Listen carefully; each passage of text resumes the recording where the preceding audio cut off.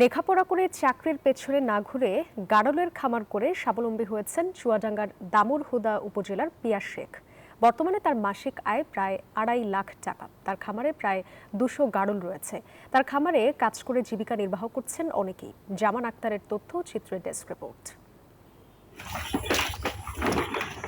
চুয়াডাঙ্গার দামুড়হুদা উপজেলার চারুলিয়া গ্রামের উদ্যোক্তা পিয়াস 2022 সালে এইচএসসি পরীক্ষার পর গড়ে তোলেন খামার। বর্তমানে তার খামারে প্রায় 200 গাড়ল রয়েছে।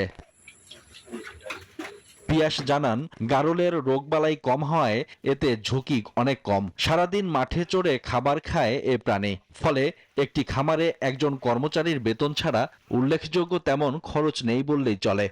বান্ডেল থাকলে প্রতি সেনমানিতে টাকা বাঁচবে। বিকাশ সেনমানি বান্ডেল কিনে জিতুন প্রতি লেনদেনে। গাড়ল পালনের খরচ বলতে আমাদের খরচ খুবই কম, কারণ আমরা বাসায় কোনো এক্সট্রা খাবার দিই না, দানাদার জাতীয় কোনো খাবার দিই না। আমাদের কর্মচারীরা আছে, এনারা সকাল 8টার সময় বা 9টার সময় এসে গাড়লগুলো মাঠে নিয়ে চলে যায় এবং আসরের পর মাগরিবের আগ দিয়ে ফার্মে নিয়ে চলে আসে।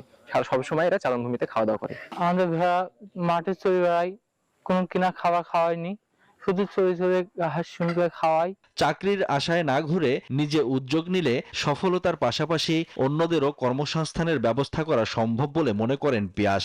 বর্তমানে তার মাসিক আয় প্রায় 2.5 লাখ টাকা। আপনি 150 পিস বাচ্চা ধরলে পারে আপনি যদি 7,000 করে বিক্রি করেন তাহলে হচ্ছে আপনার 10,50,000 টাকা আসবে এক সিজনেই। জাস্ট 14 মাসের মধ্যে আপনি একটা সিজন 2টা সিজন পাবেন। 14 মাসে 2বার বাচ্চা দেয়, এই জন্য আপনি এক সিজনে পেয়ে যাচ্ছেন 10 লক্ষ টাকা। পিয়াসের সফলতায় গাড়ল পালনে স্বপ্ন দেখছেন স্থানীয় অনেকে।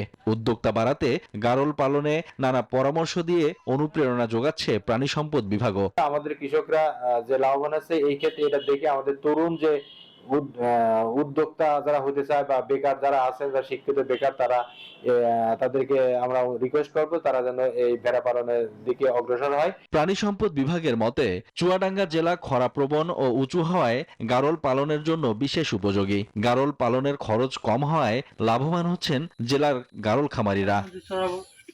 Desk report, news 24।